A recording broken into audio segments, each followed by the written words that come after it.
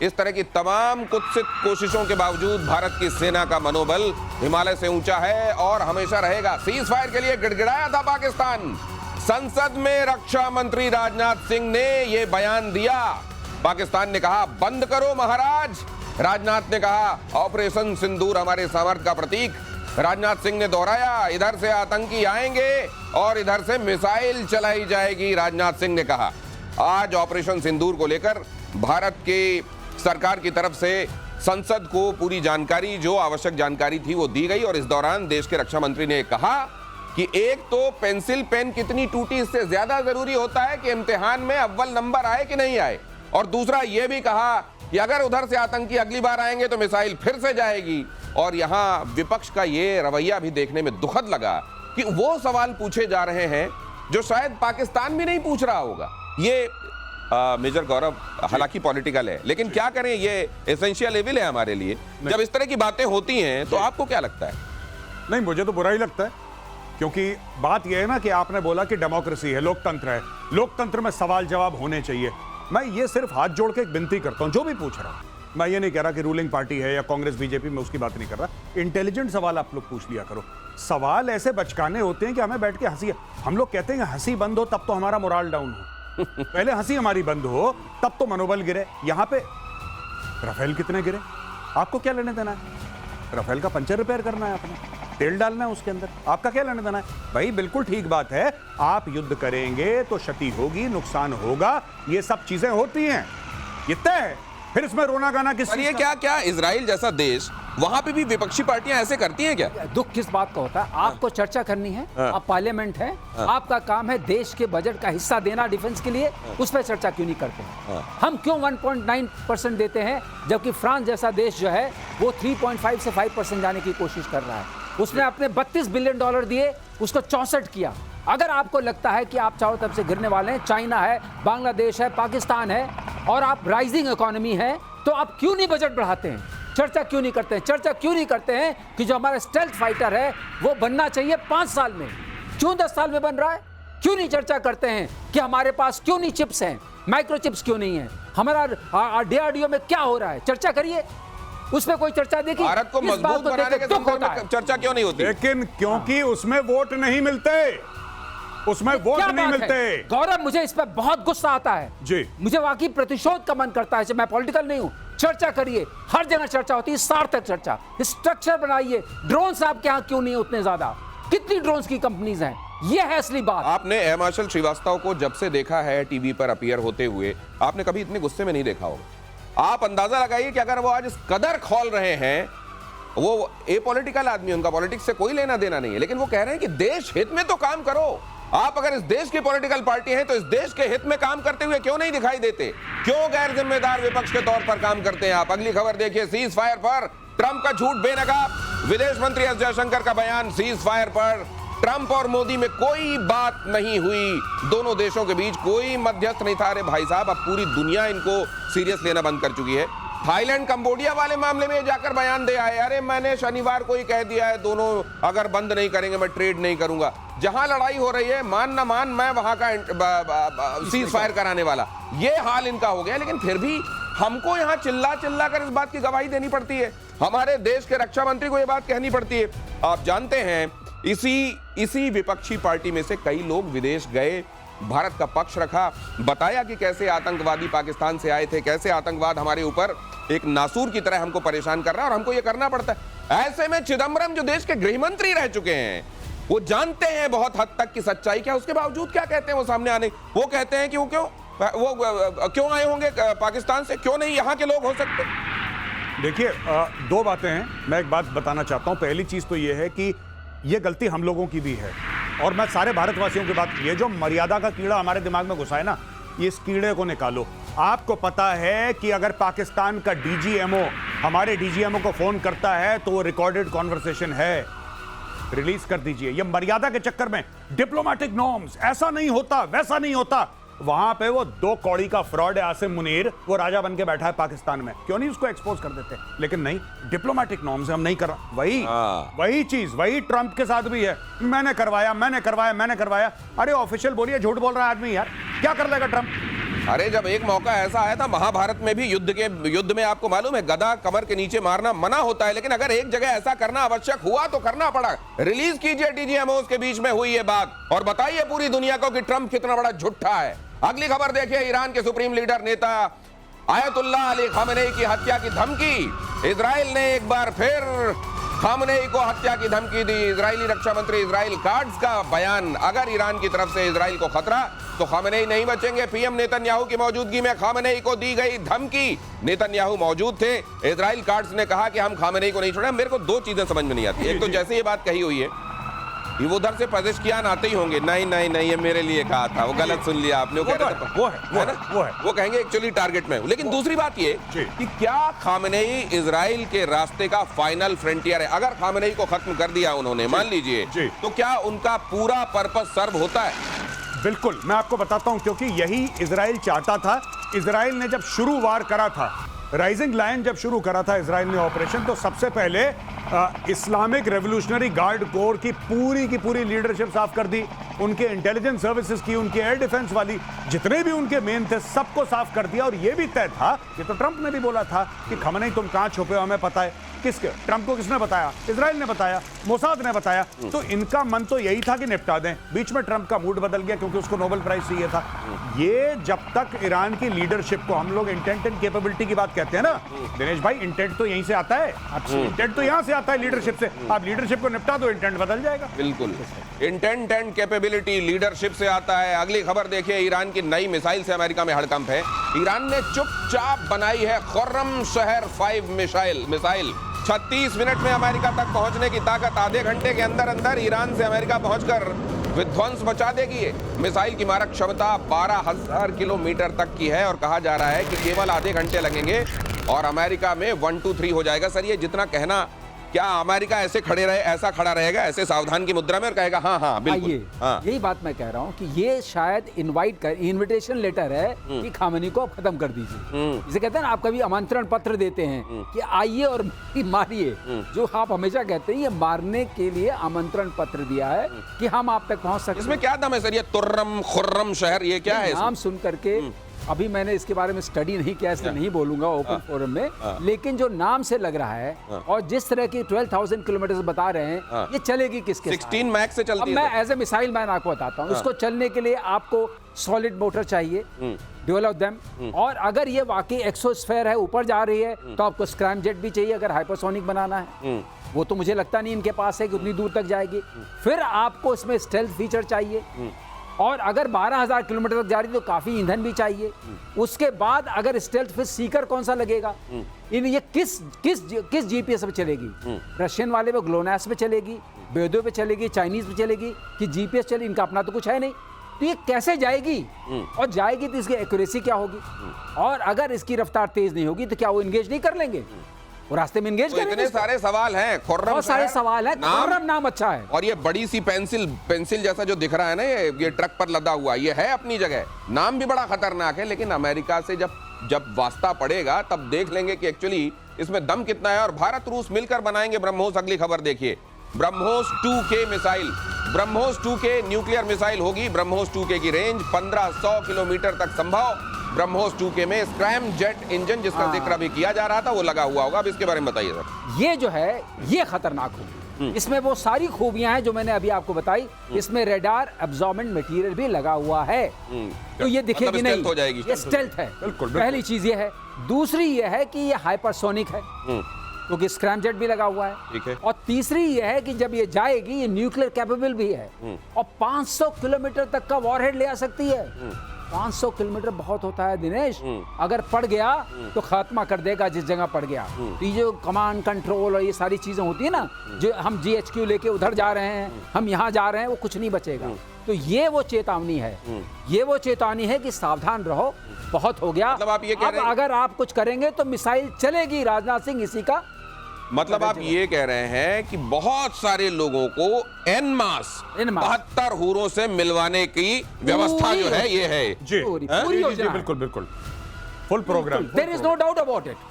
तो ये इसके साथ अगली खबर देख लीजिए। ये तो हम किसी भी दिन तैयार हैं, और राजनाथ सिंह ये भी कह चुके हैं कि ये किसी भी वक्त इसका अगला हिस्सा भी आपको ऑपरेशन सिंदूर का देखने को मिल जाएगा। और तुर्की ने 2 सुपर बम टेस्ट किए हैं। तुर्की उधर देखिए लगातार कहीं मिसाइल बता रहा है, कहीं ये सुपर बम, और आगे आपको ये भी बताऊंगा कि अपना एयर डिफेंस सिस्टम भी वो डेवलप कर रहा है। लेकिन फिलहाल ये देखिए, तुर्की ने 2 सुपर बम टेस्ट किए हैं। नॉन एटमी गैजेप, GAZAP गैजेप और NEB-2 घोस्ट का टेस्ट किया गया है। दोनों बम जो है 970 किलोग्राम वजनी है। गैजेप थर्मोबैरिक वॉरहेड से लैस है। NEB-2 घोस्ट बॉम्ब जमीन के नीचे भी जाकर हमला कर सकता है, 295 फीट तक हमला। अब इस तरह के बमों की दुनिया भर में होड़ लगी हुई है, जो एक तरीके से बंकर बर्स्ट करके अंदर जाकर फटें और वहां जो टारगेट है उसको नष्ट करें। दूसरा थर्मोबैरिक, थर्मोबैरिक मतलब इस तरीके का बॉम्ब जो उस पूरे इलाके को एक तरीके से जला दे, लेकिन न्यूक्लियर वाला इल्जाम उस जगह पर ना आने पाए। टर्की भी अपने आप को इस जगह शामिल करना चाहता है सर। बिल्कुल सही, लेकिन इसमें मेरे थोड़ा मतभेद है। ये 295 फीट नहीं जा सकता। अच्छा, कितना जाएगा? ये कंक्रीट में जाता है करीब 3 मीटर के आसपास। अच्छा। और सॉइल में जाता है 6 मीटर का। अच्छा, तो इतना ही है इसका। अच्छा। और घोस्ट इसका नाम इसलिए रखा है। आप ये कह रहे हैं कि चाइना से सीख के इसने भी अपना जो वो मैनुअल बनाना शुरू किया हथियारों वाला, लंबा चौड़ा है, उसको खतरनाक उधर बता दिया होगा कि खुर्रम शहर टाइप का कुछ रखो यार। देखो सुनाई देने में थोड़ा सा ऐसा होना चाहिए, दबदबा पड़े, दबदबा है। और ये वाला क्योंकि वो जैसे क्या बड़ा तुर्रम आदमी यार, खुर्रम आदमी, इस टाइप का कुछ। और उधर वाले में कह दिया होगा तुम 295 बोल तो दो। एक बार बोल के देखो, ये भोपाल में इसको कहते हैं हम फेंक रिया। फेंक रिया है, हाँ? ये फेंक रिया है। तो दूसरी बात इसमें, ये घोस्ट क्यों बोल रहे हैं? घोस्ट इसलिए बोल रहे हैं कि इसमें इन्होंने रडार ऑब्जर्वेंट मटेरियल लगाया है। अच्छा अच्छा अच्छा, घोस्ट मतलब दिखेगा नहीं, फैंटम टाइप रहेगा। अच्छा, स्टेल्थ बनाने की कोशिश की है। चलेगा ना दिखेगा ना चले। जब चलेगा ही नहीं तो दिखेगा क्या? हाँ, ये भी वैसे गजब स्टेल्थ है। ये स्टेल्थ की वो टेक्नोलॉजी जिसमें वेपन जब चलेगा नहीं तो दिखेगा कहां से? इससे ज्यादा सुपरलेटिव क्या हो सकता है स्टेल्थ? और पाकिस्तान के खैबर पख्तूनवा में बगावत तेज हो गई। अगली खबर देखिए, भीड़ पर फायरिंग के बाद लोगों में भारी उबाल है। नाबालिग के लिए इंसाफ मांग रहे 7 लोगों की मौत हो गई है। सेना के बेस के सामने चल रहा था प्रदर्शन। मुनीर की सेना पर गोली चलवाने का आरोप। ये देखिए जरा यहाँ पर क्या हुआ है। यहाँ पर प्रदर्शन चल रहा था और ये अभी हम लोग 2 दिन पहले डिस्कस कर रहे थे कि अली हसन गंडापुर वहां के जो हैं खैबर पख्तूनवा के जो सीएम हैं, उन्होंने ये कहा था कि गुड तालिबान को यहाँ प्रश्रित। ये गुड तालिबान ने तो नहीं कर दिया कहीं? मैं बता रहा हूँ। और ये लोग जो बच्चा मारा गया था 7 साल का, जिसकी आप बात कर रहे हैं, इन लोगों ने ना कोई हमला करा। ये जो क्राउड थी ना, क्राउड के पास कोई AK-47, ना कोई रॉकेट लॉन्चर, ना कुछ। इन्होंने फालतू में गोली चला दी और बंदे मार दिए। मतलब जलियांवाला बाग टाइप कर दिया इन्होंने। हाँ, इन्होंने छोटा मोटा वैसी करने की कोशिश करी है। इसलिए लोग परेशान हैं इन लोगों से, और इसलिए लोग ये कहते हैं कि भाई इन पे हमला करो दोबारा। अब वो जो मरेगा वो पठान है, अब उनके घर वाले तो छोड़ेंगे नहीं। अब कोई ना कोई हथियार पकड़ के इनके ऊपर चढ़ दौड़ेगा। ये देख लेना। ये देखिए, ये स्थिति है। और ये पाकिस्तान अपने लिए खुद, और फिर उसके बाद क्या कहेगा पता नहीं कौन सी फोर्सेस है जो हमारे खिलाफ लगी हैं। और अगली खबर देखिए, किम जोंग ने अमेरिका के खिलाफ खोला मोर्चा। किम ने अमेरिका को हमले की धमकी दी। किम ने कहा हम अमेरिका से पुरजोर तरीके से लड़ेंगे। हमने अमेरिका को पहले भी दिखाया हमारा दमखम, और इस बार भी दिखाएंगे। किम जोंग उन ने ये इतनी सारी 80-90 तो ये मिसाइलें टेस्ट कर लेते हैं साल भर में।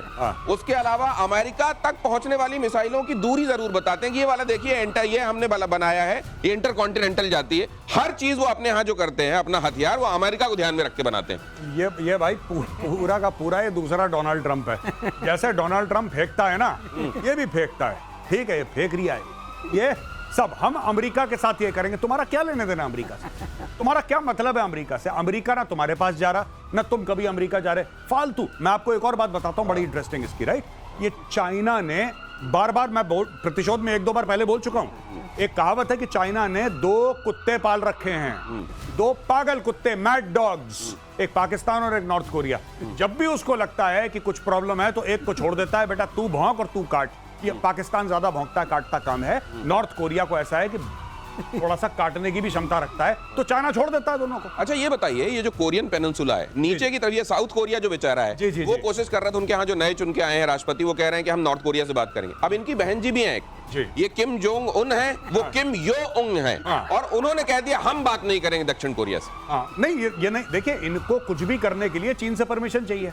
चाइना ने बोल दिया होगा तुम क्यों? क्योंकि देखिए बात यह है ना कि South Korea is a very very close strategic ally of the United States. अच्छा, अगर आप साउथ कोरिया से बात कर रहे हैं, इसका मतलब आप यूनाइटेड स्टेट्स ऑफ अमेरिका से बात कर रहे हैं। अमेरिका और चाइना की तो वैसे ही ठनी रहती है, इस बार ज्यादा ठरी है बिकॉज ऑफ ट्रंप, ज्यादा ठन रखी है इसीलिए। नहीं, एक बात और है इसमें। पिछली बार ट्रंप इनसे मिलके आए थे, तो अब चाइना को ये भी लग रहा है साथ साथ कहीं ऐसा तो नहीं कि पटाने की कोशिश हो रही है इसको। अच्छा अच्छा अच्छा अच्छा, भाई आपका अगर कुत्ता है हाँ। तो आप नहीं चाहेंगे ना दूसरे के लिए भौंकने लगे। राइट राइट, लेकिन वो है किसका? अभी तय हुआ कि अमेरिका का है, अब आप कह रहे हैं वो चाइना का है किसका? वो ये नहीं, ये दो इसी तरह के हैं क्या, एम्बिग्विटी वाले? पाकिस्तान और ये दिनेश, मैं साउथ कोरिया की बात नहीं कर रहा हूँ। साउथ कोरिया तो बहुत सभ्य नहीं, मैं कह रहा हूँ नॉर्थ कोरिया एक्चुअली किसका है, चाइना वाला है या अमेरिका वाला है? दोनों बनाने की कोशिश करें तो ट्रंप भी मिलकर आ चुके हैं। ये कंपटीशन चल रहा है क्या पाकिस्तान और नॉर्थ कोरिया में? हाँ, कौन ज्यादा बड़ा वाला है, किसका है? अच्छा, अगली खबर देखिए, रूस की नेटो देशों को बड़ी चेतावनी, कैलिनिनग्राड पर अटैक हुआ तो नतीजे विनाशक होंगे, परमाणु हमला करने में 1 मिनट नहीं सोचेगा रूस, ये कह दिया गया। आप कैलिनिनग्राड जो है, ये जो नाम आप सुन रहे हैं, ये क्यों महत्वपूर्ण है, जरा ये भी हमारे एक्सपर्ट आपको बताएंगे। बाल्टिक सी से लगी हुई ये जगह है। ये अगर आप देखेंगे जो बाल्टिक कंट्रीज कहलाती है ना, ये एस्टोनिया, लातविया, लिथुआनिया, ये इसके एकदम करीब है। जरा यहां फ्लैश कीजिए, ये कैलिनिनग्राड, ये रशिया कह रहा है कि अगर कैलिनिनग्राड पर कोई हमला हुआ तो परमाणु हमले के लिए तैयार रहना। अब ये जो परमाणु हमले के लिए तैयार रहने की बात की जा रही है, ये लातविया, लिथुआनिया, असल में अगर आप देखेंगे तो पोलैंड और इसके बीच में, लिथुआनिया के बीच में कैलिनिनग्राड है। सर एक तो समझ में नहीं आता कि रशिया वो है, अब उसका ये टुकड़ा यहाँ क्या कर रहा है? इसीलिए इसको एक्सक्लेव बोलते हैं। एक्सक्लेव, हाँ, एनक्लेव नहीं, एक्सक्लेव। अच्छा, मतलब ये बाहर है, लेकिन इसकी बड़ी इंपॉर्टेंस है, ये बाल्टिक सागर में है। यहाँ इनकी naval fleet, best of the Arctic naval fleet इनकी रशिया की यहीं पर है। अच्छा, यहाँ पर सारी किंजल मिसाइल्स वगैरह लगी हुई हैं। हाँ। और यहाँ ये पर तो सर पूरा नेटो से घिरा हुआ है। ये देखिए पोलैंड है, नेटो घिरा हुआ नहीं मानता है इसको, बोलते हैं अनसिंकेबल कैरियर, एयरक्राफ्ट कैरियर। अच्छा, ये रूस का एक तरीके से एयरक्राफ्ट, ये नेटो के ऊपर निगाह रखता है पूरी। तो सर ये कह दिया गया, ये जिस तरीके से घिरा हुआ है, इधर गलती भी हो गई कोई तो एक मिसाइल। पहले आपको एक और पता चलना चाहिए कि दर्शकों को कि ये पहले जर्मन पोर्शन था, टेरिटरी थी। टेरिटरी थी। यहाँ करीब 1 मिलियन जर्मन्स थे। अच्छा, उनको निकाला गया, अब यहाँ रशियंस हैं मोस्टली, 84% ज्यादा, यूक्रेनियंस भी हैं थोड़े बहुत। तो ये जो है ये बहुत इंपॉर्टेंट है रशिया के लिए to assert its power over this area, Baltic Sea, and its fleet, all the sea lanes, and over NATO. तो अब मैं एक बात और मेजर गौरव आर्य आपसे जानना चाहता हूँ, ये बताइए इस समय ये स्टेटमेंट रशिया क्यों दे रहा है, कैलिनिनग्राड पे कुछ भी हुआ मैं न्यूक्लियर मार दूंगा? क्योंकि देखिए कैलिनिनग्राड यहाँ पे मानिए ना मानिए घिरा तो हुआ है, अब पोलैंड है। हमने कुछ दिन पहले कवर करा था कि पोलैंड की एक एयर स्ट्रिप से पूरे का पूरा यूक्रेन में सामान जाता है, आपको पता है 80-90% हमने बोला था। अब यहाँ पे इनको कोई खतरा महसूस हुआ है मॉस्को में बैठ के, जो कैलिनिनग्राड है इसके ऊपर हमला हो सकता है। अच्छा, कोई इनपुट मिला है? जी, ओके, उसके बिना नहीं बोलते ये। अच्छा, और पोलैंड है, पोलैंड सबसे ज्यादा एग्रेसिव है इस मामले में, सबसे ज्यादा एग्रेसिव है। और ये देखिए इसके बिल्कुल नीचे पोलैंड है, और पोलैंड सामान कौन भेज रहा है यूक्रेन? ज्यादातर तो पोलैंड के रास्ते जा रहा है। 90% सर, 90% सर, 90%। वहां पे जहाज उतरता है, फिर वो जैसे भी जाए, गाड़ियों से जाए, ड्रोन से जाए, जैसे जाए वो सामान जा रहा है। ये हब है, पोलैंड जो है यूक्रेन के खिलाफ जो जंग है, ये नेटो का हब है। इसीलिए अगर इनको खतरा महसूस होता है, जैसे सर ने बोला कि किंजल मिसाइल भी है और यहाँ पे पूरा फ्लीट है उनका, सब कुछ है, और यहाँ पे ज्यादातर 80% 85% रशियन है और रशियन टेरिटरी है, अगर इसको कुछ होता है रशिया के लिए बहुत बड़ा लॉस है, आइज एंड ईयर्स है रशिया की। तो बाल्टिक सी में ये जो एक तरीके से जमीन धरती वाला एयरक्राफ्ट कैरियर है रशिया का, रशिया ने क्लियर कर दिया है कि यहां किसी तरह का एडवेंचर करने की कोशिश करोगे तो सोचेंगे नहीं, दबा देंगे बटन, वो वाली बटन जो अभी तक नहीं दबी है। फ्यूचर वॉरफेयर को लेकर जर्मनी की बड़ी तैयारी देखिए जरा, सेना के लिए जासूसी कॉकरोच और एआई रोबोट तैयार किए गए। 2029 तक डिफेंस बजट बढ़ाकर 3 गुना करने वाला, इसी का जिक्र अभी कर रहे थे एयर मार्शल श्रीवास्तव कि जर्मनी, फ्रांस अगर अपना बजट लगातार बढ़ा रहे हैं, हम क्यों 1.9 पे अटके हुए हैं। तो जर्मनी अपना बजट बढ़ा रहा है। अब देखिए मच्छर, कॉकरोच, मक्खी बनेंगे, लेकिन एक्चुअली वो ड्रोन होंगे और फ्यूचर वॉरफेयर में इनका बड़ा रोल होने वाला है। ये तो सर बड़ा खतरनाक हो जाएगा, घरों घरों में पता चला ये मक्खी जैसा कुछ भी घुसा हुआ है वो एक्चुअली।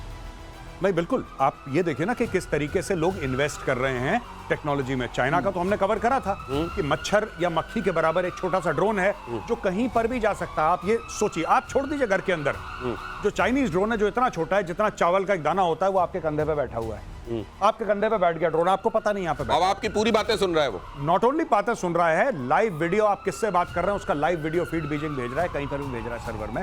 ये कैपेबिलिटी नैनो टेक्नोलॉजी डेवलप कर चुके हैं और यही जर्मनी कर रहा है। अच्छा सर, ये बताइए, अगर उसी के साथ, ठीक है वो अपने साथ एक्सप्लोजिव नहीं ले जा सकता, लेकिन मान लीजिए कोई नीडल नुमा चीज जिसमें कोई पोटेशियम साइनाइड या ऐसा कुछ लगा हो। सही कहा, नहीं बिल्कुल सही कहा। Poisonous mosquitoes, poisonous cockroaches, poisonous ये जो इंजेक्ट करेंगे।